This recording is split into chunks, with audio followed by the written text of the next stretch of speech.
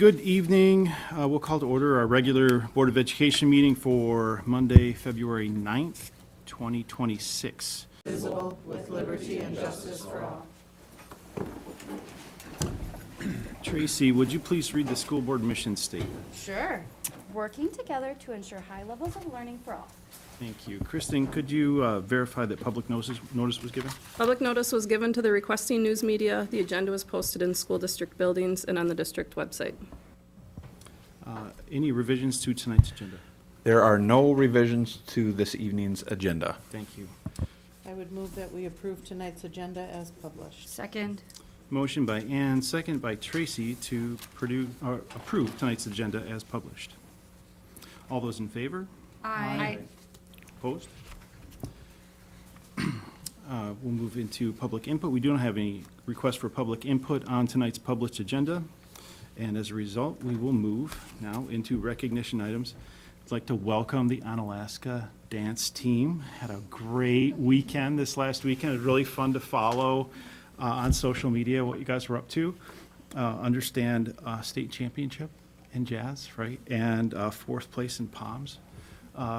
Big goals that I know have been after for a number of years. Turn it over to you guys for some commentary. Right. I'm Brittany. I'm the head coach, and this is Elise, and Kaylin and Danny are seniors. I just wanted to kind of talk about our season a little bit, and then I'll let the girls tell you about our exciting day we had this weekend. But yeah, like you said, this was something that we've definitely been working for a lot of years, this year especially. I think we just kind of had a totally different mindset this year. We usually go into it and, you know, we want them to be good, strong dancers, and, you know, we obviously want them to do well at competitions, but we also want them to be humble. And so it's never been the goal of, we need to be state champions. But I feel like this year we just kind of went in with the mindset of, like, this is our end goal, like, this is what we want. And all of the decisions that we made, and just all the choices and practice, all of the things came together, and especially all the way up to this last week, where we kind of set the team down and we were like, do you believe you can win? And they kind of looked at us and we were like, we're being serious. Like, do you believe you can win? And we just had this really open and honest conversation, and like, they did believe that they could win. And after we were done, we're like, regardless, like, you have it in you to do it. And they did it. So I think every season has its challenges. This one was no different, but we just like overcame all of those things and really grew. We became a family like we usually do, and it's just so fun to watch them grow throughout the season and to have the end goal happen on Saturday. So I'm gonna let the girls talk to you though about their years on the team and what it was like to be called state champions. I transferred my sophomore year to Onalaska, and the season, I know we've definitely talked about this season did not start out how we planned it to go, but I feel like just things kept like piling on, and we were just like, let's just take on another thing. It wasn't even like a question. We all helped each other, and it just made us grow so much closer. Like we start in like June, July-ish, and we like go to camp then, and we've gotten so close. Like, literally, these girls are like our best friends. Like, we tell them everything. Yeah. And just, it's been crazy how much we've grown this season. And I don't think, we've talked about this, I don't think this could have happened if we didn't, like, go through what we did this year. Yeah, it, like, I agree. Caused us to, like, force us to grow with each other. And just, with dance, I feel like our performance needs to be authentic, especially with our jazz dance we had this year. It couldn't be something that was just, like, an emotion we put on our face. It had to be authentic, which really the judges like told us they could tell, because been on the team like I have never felt more like calm going into a competition day, like especially one as big as state.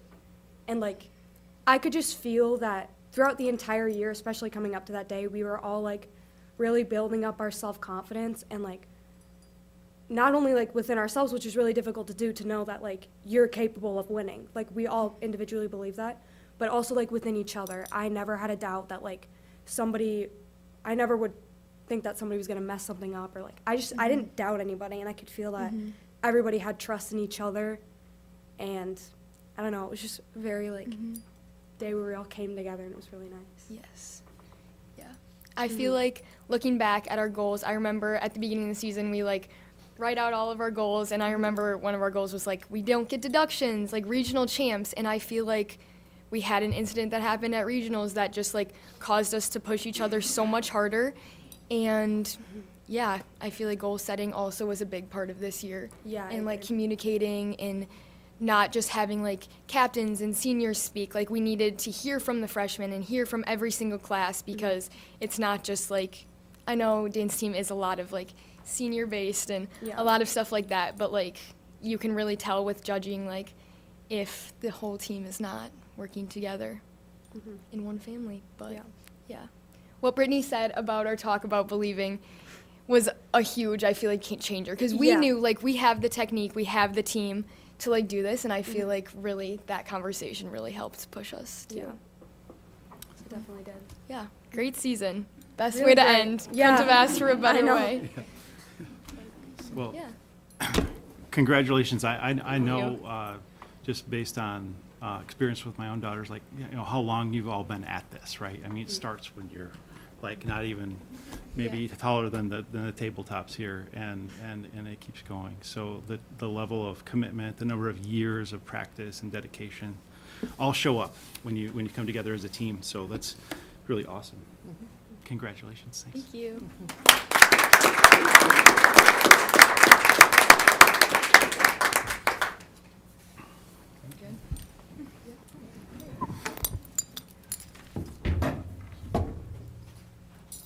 Okay, and now, Ben, we have some donations. So with Hilltopper Pride, I'd love to acknowledge and share our gratitude for the following donations. $100 from Edith McDougall for the Student Lunch Fund at Irving Perch Elementary. $2,500 in gift cards from St. Patrick's Church Giving Tree for student and family needs. And clothing, headphones, and board games from Bernie Buckner Incorporated for student needs. Thank you. Once again, always really reflective at the the ways that our district, our students are recognized in terms of donations. So with these are with recognition. They don't require board approval, but they're nonetheless very impactful and much appreciated. Let's jump into student representative and administrator reports. Karina, we'll start with you. So a few weeks ago, the Unalaska Scholarship Portal opened with over 60 scholarships for seniors to apply for. So seniors just submit one application comprised of a resume, cover letter, essays, and an optional family financial form that's required for some of the scholarships. And additionally, the 2026 senior class is the first to have the opportunity to apply for the Patty Gupta UW-Madison full tuition scholarship. And this scholarship provides one graduating OHS senior who will major at UW-Madison in a STEM degree with a full tuition scholarship for 4 years of undergraduate school. And just to kind of put that into perspective, a year of education at UW-Madison right now costs about $31,000. So that would bring the cost of tuition per year down to about, I think it's $19,000 having tuition paid for. So it's a really special opportunity. And then additionally, many teachers at OHS have been using AI to enhance or supplement their curriculum. And I see this AI used mostly in math and economics. My math teacher uses it from time to time to create worksheets or statistics like warm-ups for the beginning of class. And my economics teacher uses it to actually create videos that explain really complex topics and with like really good graphics so we can kind of understand it more than how he could explain it. And then also worksheets with some of like the graph work that we do. And it's just been really interesting to see how like correct the AI is in a way, because sometimes like on the math sheets we'll be like going over some of the answers and we're like, this is completely wrong. Like this is like not even close to what we did. But it still creates really cool problems for us to learn about and like think through that our teachers like might not have been able to do. So those are a couple things that are happening at the high school right now. Thank you. Just a reminder that with the dance team recognition tonight, state dance is always the beginning of the end of the winter sports season. We're only 3 weeks away from the start of our first spring sport, and so a reminder that spring is very close by as we get warmer weather this week. Last week, Thursday, we had a school visit, River Falls High School, and then on Thursday this week, Wisconsin Rapids High School is visiting. Those visits are always really cool because they're coming for a specific purpose, but as some of my teachers cycle in and answer questions and share feedback and share their perspective and the questions that we get from different schools when they come, it really helps us think about why we're doing specific things and then specifically why we aren't doing this or that at the same time. So it's really insightful when those schools come and they learn, but likewise we're learning from them at the same time. Thanks, Jared. Ben, middle school. Yeah, over at the middle school, we've been having a lot of meetings. So I want to give a shout out to our English and math teachers who have been having some extra meetings with me looking at our mid-year data, and specifically an area that we struggled the last several years on our report card is the growth of our target group students. And so that's the bottom 25% of students based upon last year's forward. How are we making sure to grow our learners who are furthest behind? And so we're trying to put extra emphasis on that this year. And our English and math teachers are going an extra step to try to make sure that we're aware of who's in that group and make sure what are they doing during topper time, those types of things. And so they've been putting in some extra time lately with that. So I want to give them credit for that. Our sixth grade science students were doing a virtual lab today on dissecting a frog, and they will get to dissect actual frogs tomorrow. And so it was neat to be in there and see them just try to get themselves mentally prepared for tomorrow. But it was cool, the program that they have. If they mess up, they just hit a button and it resets. And so it was nice to see them practice with that and just be so engaged and excited in the process of learning science. And so that was cool. And finally, we have our Winter Wellness Day coming up this Friday. And so it's just a day that we set aside for both physical and mental health and just kind of recharging. And students will have the opportunity to go either bowling, ice skating, or to jumpstart during the day, as well as do some other activities. Just kind of break up the winter blahs a little bit. And so it's always a really fun day that students and staff both really look forward to. And so we're excited about that coming up. Great. Thanks, Ben. Abby, for elementary. Excuse me. So for elementary, each of our buildings had a day of learning with Shannon Keebler last week and constructed our schedules around teachers and team self-reflections and then also input. So it was really tailored to what each grade level needed. Ranged from modeling lessons with Shannon, coaching teams while our teachers co-taught a lesson with Shannon Keebler, and then also had some unit planning and skill or standard specific question and answer with Shannon. So really, dialed in onto what each grade level needed. We also welcomed some field experience students from UWL and also PDS students last week. Also celebrated our National School Counselor Week with Denise at Northern, Nicole at Perch, and then Sue at Eagle Bluff, and she had her first day today. So celebrating her in particular too as she starts with us in Onalaska. We also are celebrating our Wisconsin School Bus Driver Appreciation Week. So we're creating notes and things for our school bus drivers because they have a very important job of transporting our kids to and from school, then also for field trips and special events. And then just looking forward to conferences next week. We sent out the link for families to sign up today, so we're looking forward to connecting with them next week. Great. Thank you. Janet, we'll turn to you for, we have information on the second Friday in January pupil count.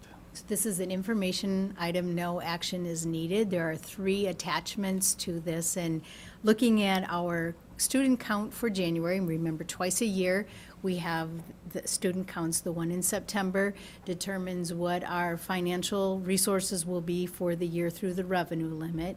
And then this January count is more important for state aid, the amount of state aid that we would get. So the first sheet that is on here is just looking at building counts over time. So this is a 9-year look at what or the number of students that are actually in our buildings. This is a head count, not an FTE. And then what's not included in these numbers are our off-site 4K program, as well as our early childhood. Both early childhood students are serviced in their homes, and then we have off-site 4K partners. And what's important to notice on this is this, you'll see at the very end is yearly change, but looking at that change longitudinally over time. And it really brings importance to the two big, heavy lifts that we are looking at for this year, but I think both very important for trying to change this trajectory of our all-day 4K program that the board has already approved. And then tonight you'll be looking at our charter venture upward agreement. So both, I think, really important to look at that. Then the next two sheets are looking at same data, just year over year. So looking at our September count and then our January count for 25-26 and then 24-25. So you can see that how that count has changed from September to January and then year over year. And again, a loss. So importance of trying to change that trajectory. Are there any questions that I can answer? Thank you, Janet. We'll turn now to action items, and first up is a discussion about notice of intent related to an online charter school. Ben, I'll turn it over to you. All right, thank you, Mr. President. I have quite a few items I'd like to share regarding this item. What I'm asking the board to vote on tonight is just simply to approve a notice of intent to move forward to create a charter school. That doesn't mean that we are. It is you saying that we can submit a letter of intent to do so. Certainly any kind of agreement with a charter school or moving forward with this would need final approval from the board at a later date, but this is just part of the process. We presented to the board, I think it was a couple meetings ago, and pretty much weekly we've had items that we've been exploring, and we've met with Venture Upward a couple of times during that process. Last week was an interesting week because they had sent out postcards to existing resident homeschool families, and we have approximately 50-ish students in our district that are homeschooling or home educating. And I also want to remind the board that we have about 40 plus students that are open enrolled in our school district boundaries to other districts that provide an online learning option. But these postcards went out to just existing homeschool families to gauge some interest. They had an event at the bowling alley in town, and we had some interested families come, and we Lish and I was there along with Venture Upward and answered questions and provided some information to the families. The idea was to see if anyone would be interested in meeting with us to look at the option of creating a governing board, because that is a requirement to be able to even apply to be a charter school or to enter into a contract with a school district to become a charter school. And we did have interested parents, and I also had some interest from a parent that came to one of my coffee and conversations that I have, and we had one of those a couple of weeks ago as well. So from that, we had a meeting, a virtual meeting with those interested parties, and we invited the director of the DPI division for charter schools and online learning, be able to walk through the group all of the requirements that we would need to move through to be able to be considered to be a charter school. We did that, and there's a few major items, but the biggest of which is we need to create a contract, and that contract basically lays out the agreement that a governing board charter school would have with a school district school board, right? There is a governing board requirement piece, but it is all under the umbrella of the school board. You have that final say. And we did get some examples of high-quality contracts of charter schools. And Lish did quite a bit of work on a draft to customize that. Her and I met today, and we got through about half of it. It's, I don't know, 25 pages, 23. So, we got through about half of it. We have to try and find a little bit more work time to get through the rest. Then, our thought is to probably send it in draft form to this governing board to get their thoughts on it, and then get it to a point where we would feel comfortable to send it to DPI for them to put their eyes on it. They don't approve charter schools, but they are responsible to make sure that any kind of charter school is compliant with the law. So they, I guess, advise districts or charter schools to send a possible contract to them so that they can review it to ensure that we're compliant before we would go through the trouble of bringing it to the board and have it not be compliant. So then that would be one of those next steps. Running parallel to that, we have created a work group that we will be meeting every 2 weeks, and I do believe we have one of those meetings on the books as well, which would be folks from Venture Upward and then our team as well, and there would be a Google Meet. And the people that we will have on the table, we'll have our communications folks, because we'll need to create a name, a logo, a website, which would include all of the enrollment parts to all of this. There'd be a very robust marketing and communications part of this, but quite literally, we don't even have a name of the school yet, right? So there's that component. We'd have our registration folks that specialize in that, because pretty much most of the students that would participate in this program would be open enrolling to this district, which would create a lot of, I guess, new workload for a registrar's office by getting 50 to, speaking optimistically, maybe 100 plus open enroll applications in 1 year that we otherwise wouldn't be getting. We'll have folks from curriculum and instruction to ensure that the curriculum is aligned with state standards, to make sure that it matches the Onaway, and it's a model school district as it relates to online learning. We'll have special ed representation, because there'll be special ed components associated with this. We'll have finance, we'll have HR, so there'll be some hiring pieces. So, I mean, just pretty much every aspect of a school district will need to be represented throughout this planning process. So I guess we have, different work happening, running parallel to each other, and to be able to possibly start this brand new school up for next school year, we don't have time to kind of wait. So we're doing lots of things all at one time. It is quite, I don't even know what the word is to describe it. It's a big ball that we're going to be throwing up in the air. We think it's the right thing to do, and we're asking the board to, I guess, take that next step to approve this notice of intent, we're calling it, to move forward. So with that, I'll ask the board to please vote on that, or ask any questions that you might have. I have two just general questions. So one is there, and I apologize if this was covered at a previous meeting, there was some technical issues, but is there a cost for families who choose to participate in this? No, there's no cost to any families, so they would be open enrolling to our school district.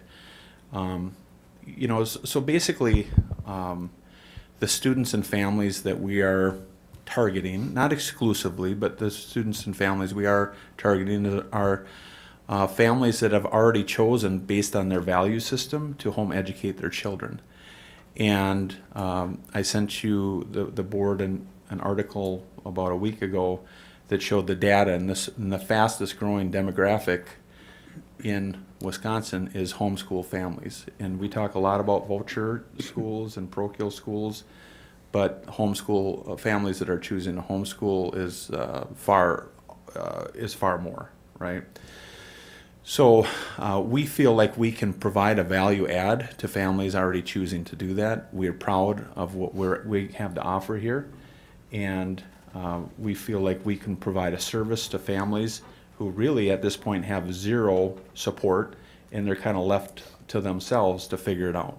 And of course, families that are home educating have support systems and networks and things like that they're partnering with, but we feel like this is a model that family can open enroll, still continue to home educate, have that flexibility that they desire in their families, but also have strong, solid curriculum that's aligned with state standards, that would have a online platform, if you will, to be able to have that curriculum and instruction warehouse, access to a certified licensed teacher in the state of Wisconsin.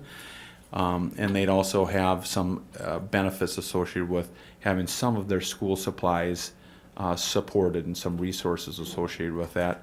There's another piece that is pretty popular with families in this program is called Venture School as well, where it's basically, and this isn't really done through the school district, but it's another part of it where there's kind of regionalized areas where families can come together and have some enrichment where families participating in the program can go.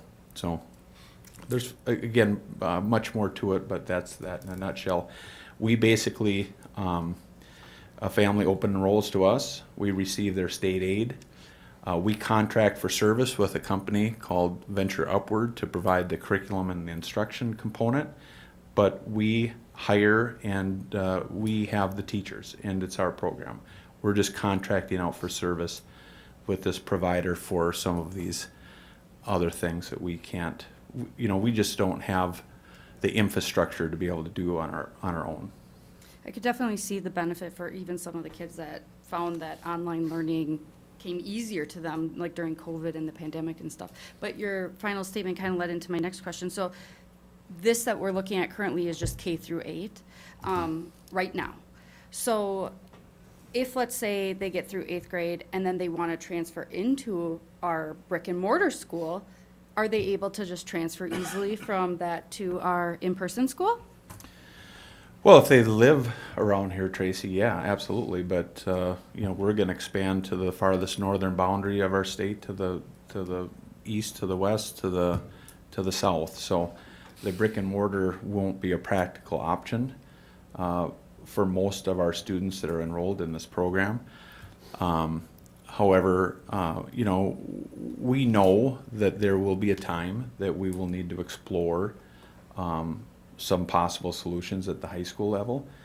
We're just not prepared to have those discussions at this point, with just kind of thinking of this practical that we need to start somewhere.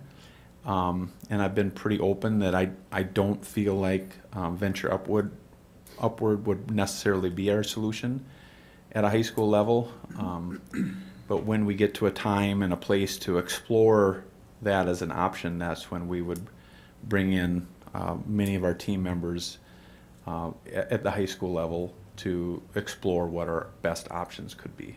Sure, for sure. I was just curious if there's like a smooth transition they could just pop into our district, if they were local, of course. So thank you. Sure. Ben, can I just ask a question? I just wanted to clarify the numbers, and I love that we're going to expand north, south, east. I don't know how much further west we can go, but. Yeah, I was thinking that as I was saying it, right? I still don't have my geography quite down. All right, so my question is, you had mentioned that there were 50 homeschool students roughly that were invited to the event at Cooley. Were those people that live in our district, or that would count as open enroll in, or are they out of our district that would be? I guess I'm trying to figure out, are these people already living in our district boundaries? Okay, so the students that I referenced before, and I referenced 50, it's kind of tricky because we have our numbers that we know at the beginning of the year, and then as the year goes, those numbers do change. So we could get you the exact number. I think 50 is a pretty good estimated number. It was pretty close to 50 at the beginning Sure, of the year. I guess I'm was just what trying to we- figure out where they're coming So from. that's who Well- received the postcard Yep. were the ones that were our Yeah, residents. so the 50 homeschool families are the families that live within our district boundaries. Okay. And we have a very small geographic area, as we know. But there's, 50 students, and I should quit using the language 50 families, 50 students, because, and this is a generality, but it is very common for a homeschool family to have multiple children. Of course. So, it could be possible that, the 50 students of student age or school age could belong to, 20 families. Okay. And then did you, and Lish, feel free to answer too, but did you guys get the sense that evening that there was a lot of people would opt into something like this? Obviously, that no one's fully committed at this point. Yeah, in general, the families were really positive about the opportunity, and that was where we got some of the people that were interested in serving on the governance board as well. So definitely positive input from families. Thank you. And I guess that leads me into my question, Lish or Ben, just, can you elaborate a bit on the process of selecting those people and their backgrounds? Well, they were interested. Okay. Yeah, I mean, I'm not going to sugarcoat it. I mean, they were interested. They were interested enough to pull their many children out of their homes and bring them to a bowling alley. And they asked very good questions, and they were very committed to home educating their children, but also it was very clear to me that how much they cared deeply about the quality of education that their children were receiving.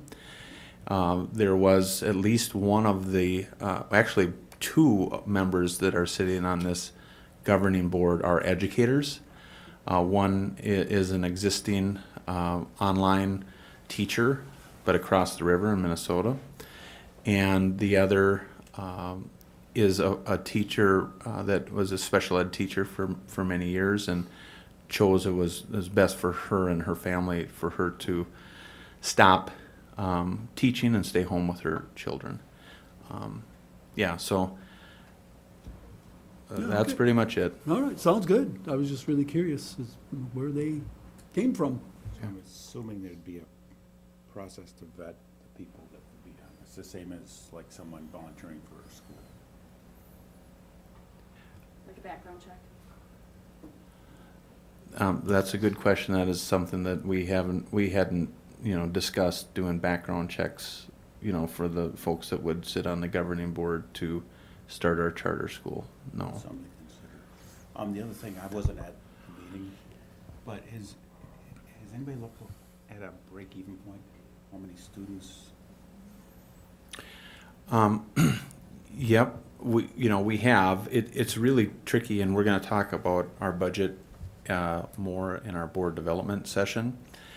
But anytime we put a budget together, it's the only thing we're certain about when we put a budget together is that it's wrong, right? We've all heard that because you're basing it upon projections on revenue, based upon number of students that you have. You're basing things on expenditures and those kinds of things. Admittedly, starting a school that from scratch, there's more a sense of confidence in our reliability on what those projections should be. But we do know, running the numbers that, the numbers that we're using right now is if we could start our first year with 50 students, we would come out plus 100,000 plus more, right?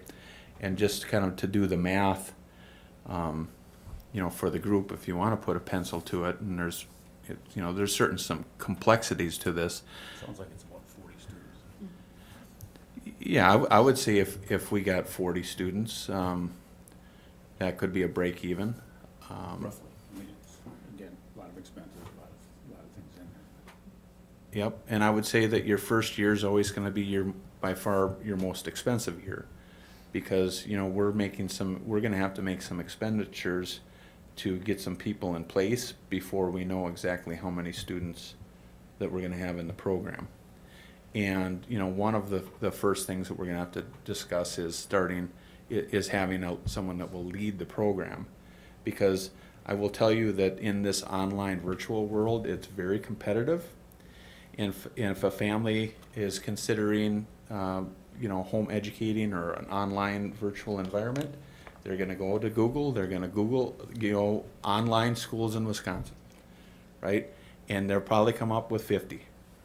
And there's a few good ones probably, and there's a whole lot that probably aren't so good. But I'll tell you one thing, if they call or they email, and if they don't get a response in a day, they're moving on to the next place. And that's where, you know, the customer service side of this is pretty huge. I can speak to experience from that. Like, I homeschooled my son for 2 years, and exactly that. If you don't get a positive experience when you call for information, people do move on. But, you know, we want to be a model school district, and we care for our students. You know, I'll tell the board from the get-go, I mean, there is a risk to this. But any successful person or organization or anything, the great ones have had to take risks. And it's the board's decision, right? Whether you want to go on this journey or not.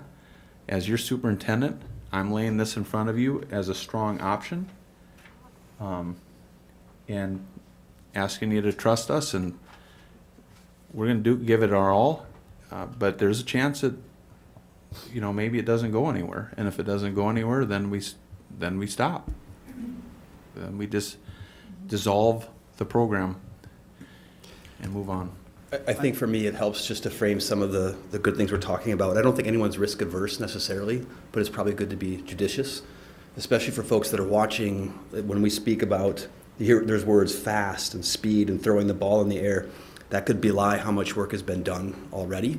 There's been a lot of staff work that's been done, a lot of courses of action that have been analyzed, and the sense of urgency is clearly conveyed, but underneath that is a whole lot of work on the curriculum, on different courses of action, on effectiveness and ROI.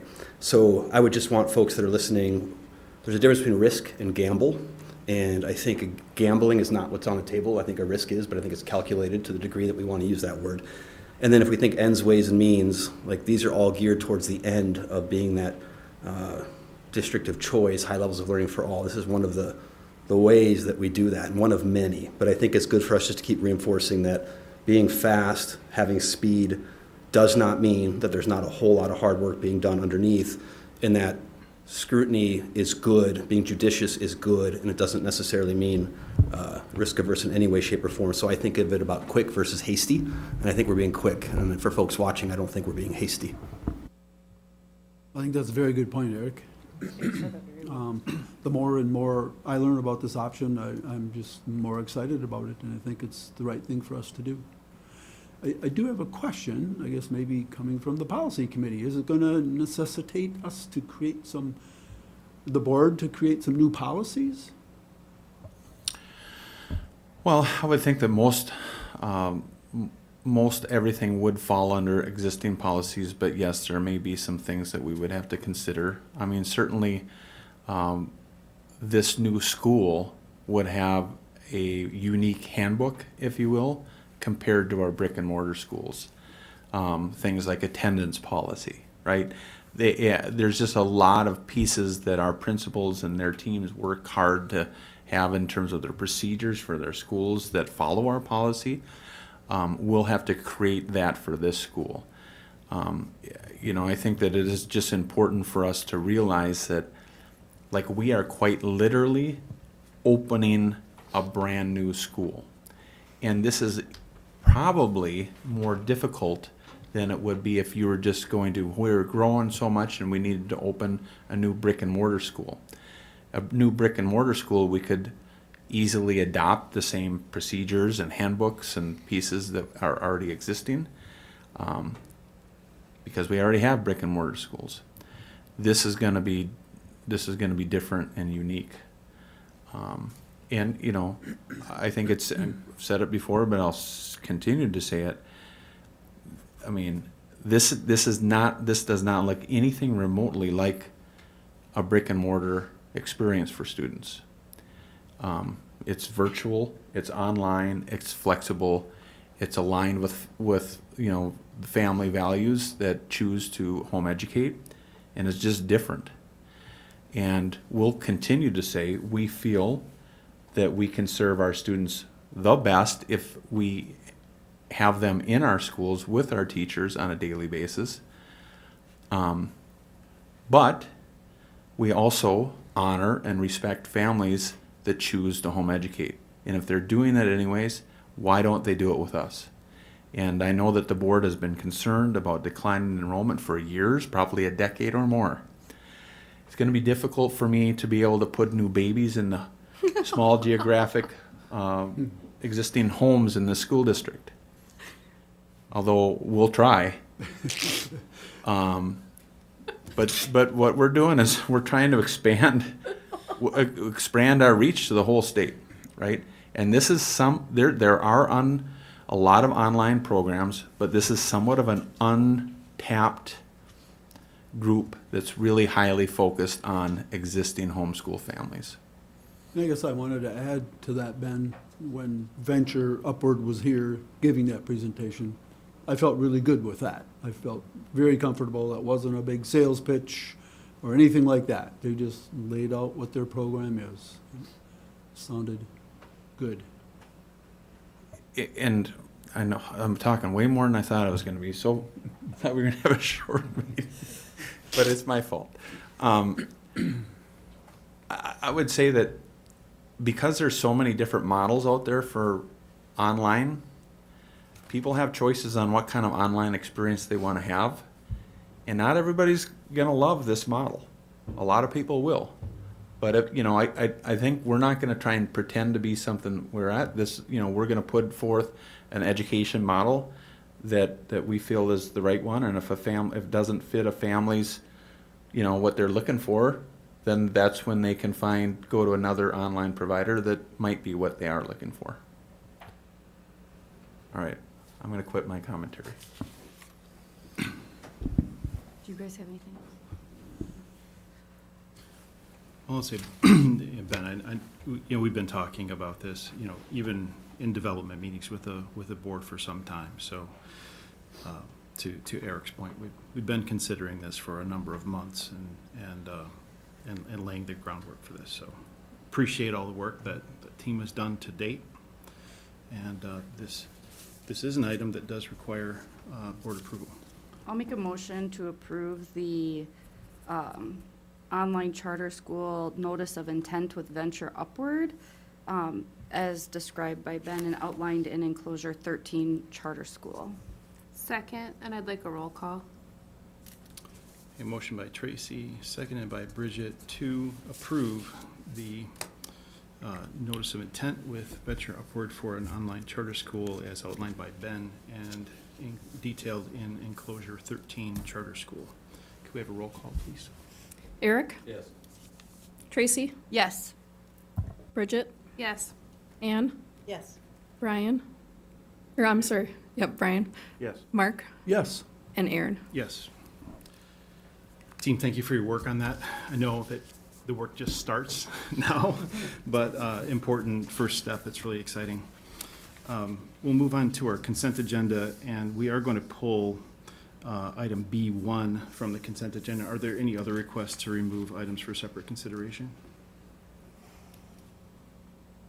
Hearing none, I would move for approval of the consent agenda as presented with the withdrawal of B1. Second.